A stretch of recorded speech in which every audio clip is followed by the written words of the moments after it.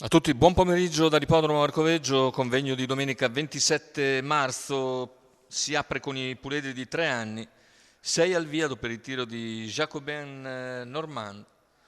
Questo è lo schieramento: 1 Desert Queen Tal, 2 Downtown AS, 3 Dinamico Surf, 4 Durango, 5 Damon Hill Treb, 6 Dr. Cuff. Favori per quest'ultimo, Dr. Cuff numero 6, Lorenzo Baldi in sediolo. Vediamo la fase di partenza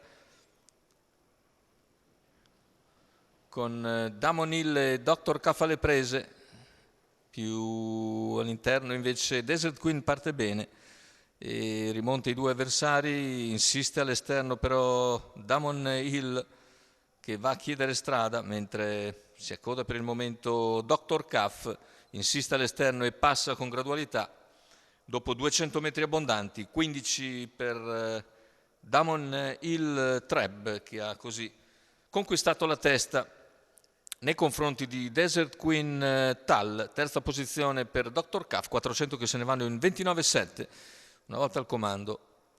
Damon Hill Treb continua con la stessa andatura, su per giù sul piede dell'1,15. Vediamo il passaggio ai 600 in 45,2 da 1,15,3. Affronta il passaggio davanti alle tribune con non meno di 4 lunghezze di margine su Desert Queen, che non segue il ritmo e così è costretto a spostare Lorenzo Baldi con Dr. Cuff.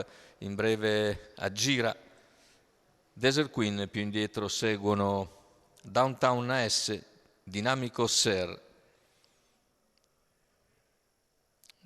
e Durango. Intanto gli 800 sono stati completati con un altro parziale in 15, ora chilometri in 1,14,7, siamo a 500 dalla conclusione. Dr. Cuff cerca di avvicinare Damon Hill Treb, che ha sempre una lunghezza di margine, ora a 400 dalla conclusione, la frazione Numero in 14,6. Durango, Lo scatto ora di Dr. Cuff che si porta su Damon Hill Treb, l'impegna sulla curva conclusiva. Damon Hill cerca di ripartire.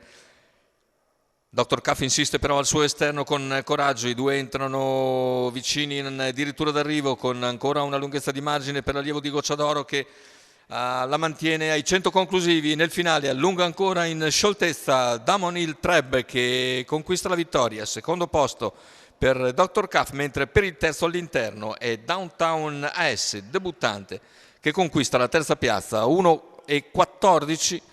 Il ragguaglio conclusivo con un bel 29,1 a chiudere dopo un 29,6 di penultimo quarto, che significa meno di 59 per l'ultimo giro di corsa. Bel primo piano per Damon Hill Treb che Alessandro Gocciadoro riporta alla vittoria.